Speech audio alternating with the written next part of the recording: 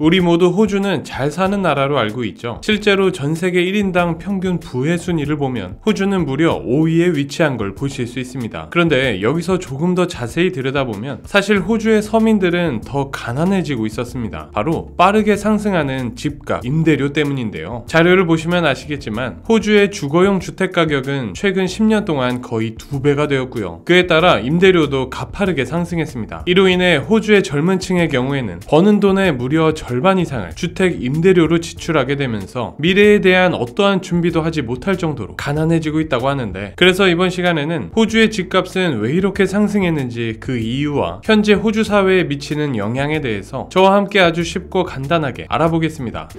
현재 호주에서 주택난은 정말 심각한 문제입니다. 월세조차 집을 구하기가 너무 어려워 부동산 중개 플랫폼에 매물이 하나 올라오면 사람들은 집을 보기 위해 줄을 선다고 합니다. 이 조그마한 월세방을 보기 위해 30분 이상 줄을 서는 건 흔한 일이라고 해요. 게다가 더 어이가 없는 건 하다하다 자기 집 베란다를 월세 매물로 내놓기도 하고요. 마당에 있는 컨테이너를 매물로 내놓고 월세를 받는 경우도 허다하죠. 하지만 이런 열악한 곳조차 월세 계약을 맺고 월세를 내며 거주하는 사람들이 있다고 합니다. 그러니 매물로 계속 올라오는 거겠죠. 그만큼 현재 호주는 주택난이 심각하다는 얘기입니다. 하지만 불과 1950년대까지만 해도 호주는 이렇게 주택이 부족한 나라가 아니었어요. 성장하는 경제에 힘입어 세계에서 가장 높은 생활 수준을 자랑했을 뿐만 아니라 주택 가격도 높지 않다 보니 마당과 정원이 딸린 자기 집 하나 정도는 가지고 있었습니다. 얼마나 살기 좋았으면 더 오스트레일리안 드림이라는 말까지 나올 정도였죠. 그렇다면 이렇게 부족할 것 없이 살던 호주가 왜 이제는 높은 주택 가격과 월세 때문에 세계에서 가장 집 사기 어려운 도시 탑10 중 무려 2자리를 차지하게 된 걸까요? 전문가들은 호주 주택 가격 상승의 그 시작으로 1980년대부터 시작된 주택을 보는 관점의 변화를 꼽습니다. 이전까지 집은 그저 거주하는 곳, 그 이상 그 이하도 아니었습니다. 하지만 이때부터 호주에서 집은 그저 거주하는 곳이 아닌 투자 자산으로 변모하기 시작했습니다. 이렇게 갑자기 집을 보는 관점이 바뀔 수 있나 싶은데, 여기에는 그럴 만한 환경이 조성되었기 때문이라는 의견이 지배적입니다. 1980년대 호주는 정말 많은 변화가 있던 시기거든요. 일단 호주 정부는 금융 부문을 자유화합니다. 쉽게 말해서 금융시장을 개방하고 규제를 완화한 정책인데요. 이전에는 정부가 금융시장을 직접 통제하면서 대출 금리나 규모를 정부가 정했습니다. 하지만 이 자유화 이후 은행들은 자유롭게 금리를 설정하고 고객들에게 제공할 수 있게 되었죠. 이를 기점으로 호주에는 집을 담보로 해서 돈을 빌리는 주택담보대출이 무척 활성화되었습니다. 이로써 사람들은 돈이 부족해도 대출을 통해 집을 살 수 있게 되었고, 집이 있는 사람들도 두 번째 집을 대출을 끼고 구매하여 임대시장에 내놓게 되었습니다. 본격적인 부동산 투자가 시작된 거였죠. 게다가 당시 호주는 정부 차원에서도 이 투자를 더 부추긴 게 네거티브 기어링이라는 세법이 존재했기 때문입니다. 이 세법은 만약 부동산 투자를 해서 손실을 보게 되면 그 손실액만큼 다른 세금에서 공제해주는 제도입니다. 즉, 부동산 투자로 발생하는 대출이자 유지비용이 임대 수익보다 더 커지면 이를 다른 세금 공제를 통해 보전해주겠다는 거예요. 이 정도면 정부가 그냥 대놓고 투자하라고 부추긴 셈이죠. 이렇듯 호주의 제도 기반은 부동산 시장에 투자자들을 모이도록 만들었고 주택에 대한 수요를 높였으며 결국 부동산 가격을 상승시키는 요인으로 작용했습니다. 호주 부동산 가격 차트만 봐도 1980년대를 기점으로 가파르게 상승하는 걸 보실 수 있죠. 사실 이렇게 금융시장이 완화되고 규제가 풀리는 건 부동산 시장 활성화에 너무 좋은 조건인 건 분명합니다. 하지만 어쨌든 대출을 받는 이상 우리는 이자율로부터 자유로울 수가 없는 것 또한 분명하죠. 이자율이 터무니없이 높다면 투자가 이루어질 수 없으니까요. 그런 면에서 볼 때 최근 20년은 호주 부동산 투자에 있어 최적기였습니다. 호주의 금리 차트를 보시면 1990년대 초 17%가 넘던 호주의 금리가 계속해서 낮아지기만 한 걸 알 수 있습니다. 물론 호주 정부가 금리를 이렇게 낮춘 건 경제 성장을 도모하고 어느 정도 물가 상승을 유도하기 위함이었죠. 하지만 그와 동시에 대출 금리까지 대폭 내려가게 됩니다. 아무리 대출을 많이 받아 부동산 투자를 해도 이자 내는 게 전혀 부담스럽지 않게 되었어요. 대출도 쉽게 받을 수 있는 데다가 투자해서 손해봐도 정부에서 세금으로 메꿔주고 심지어 대출 이자도 낮은 상황이에요. 호주의 국민들은 이 모든 요소들을 적절히 활용했고 이것들이 합쳐져 호주의 집값을 끌어올리게 됩니다. 호주 정부가 집 집값을 상승시키는 모든 환경을 조성해준 셈이에요. 그런데 이러한 환경에서도 물론 한계가 있긴 했습니다. 저소득, 중산층에겐 이러한 투자마저도 쉽지 않기 때문인데요. 기존에 집이 있거나 아니면 소득이 높은 사람들에겐 투자를 생각하고 돈을 운용하고자 하는 니즈가 있습니다. 대출금도 크게 부담스럽지 않고요. 하지만 저소득, 일반 중산층은 어떨까요? 이들은 투자를 생각할 여유도 없고 그저 생계를 유지하는 것만으로도 벅찬 게 사실입니다. 이들에겐 집을 사는 일조차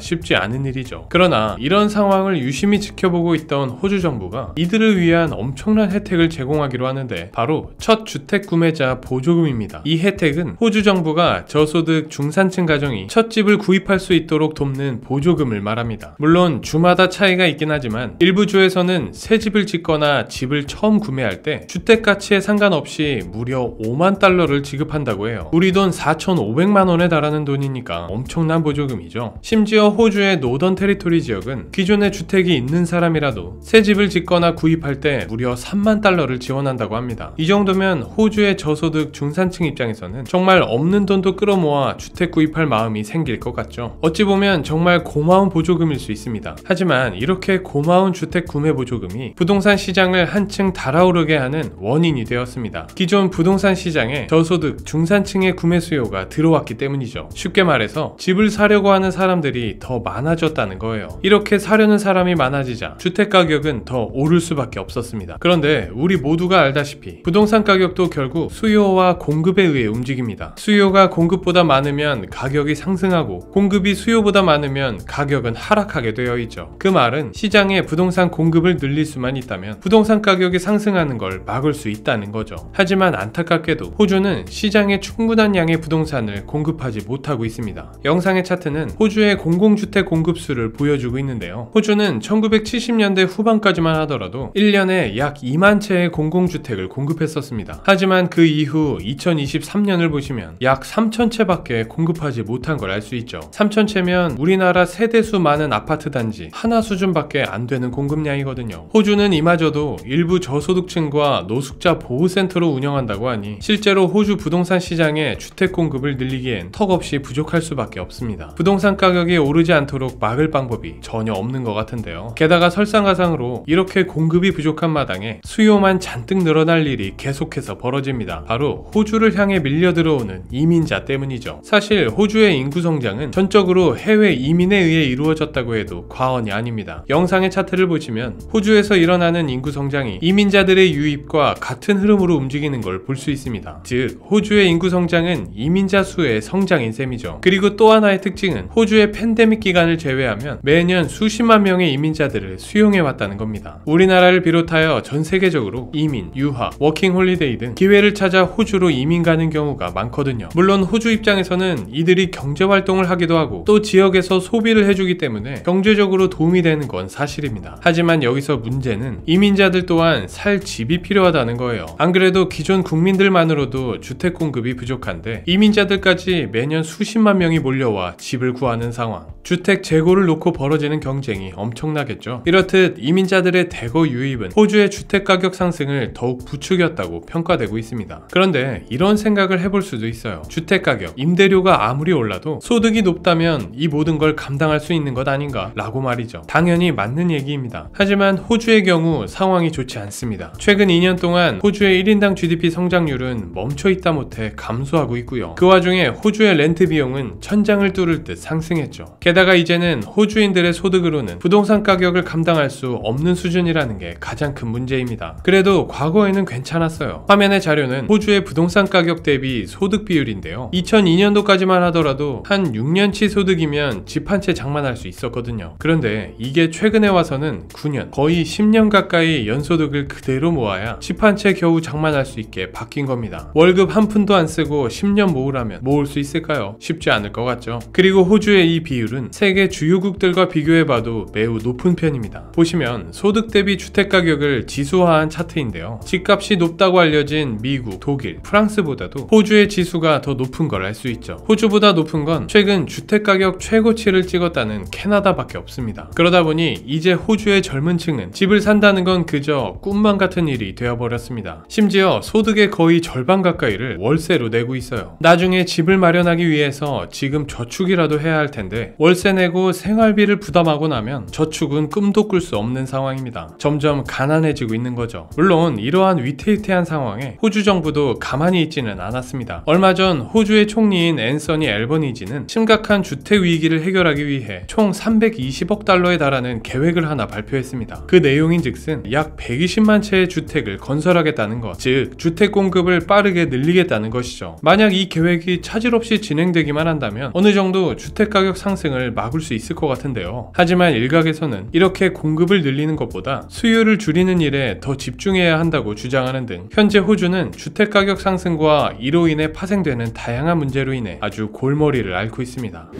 지금까지 호주의 주택가격 상승과 그 이유, 그리고 호주 사회에 미치는 영향에 대해서 간단하게 살펴보았습니다. 사실 오늘 살펴본 내용들 이외에도 호주 수도권의 주택 공급을 반대하는 주민들, 그리고 집값 상승을 부추기는 다양한 규제들 등 주택가격에 영향을 미치는 요소는 많습니다. 하지만 흥미로운 점은 한 설문조사에서 자신의 집을 소유하는 것이 호주인 삶의 중요한 방식입니까? 라는 질문에 거의 90%에 달하는 호주 국민들이 맞다고 대답했다는 겁니다. 아무리 집값이 올라도 자신의 집을 소유하고자 하는 호주인들의 니즈는 절대 사그라지지 않는다는 거죠. 앞으로 호주의 주택 가격이 안정되고 호주 국민들이 원하던 주택을 갖게 될지는 지켜봐야겠습니다. 오늘은 여기까지고요. 지금까지 지식세포였습니다. 감사합니다.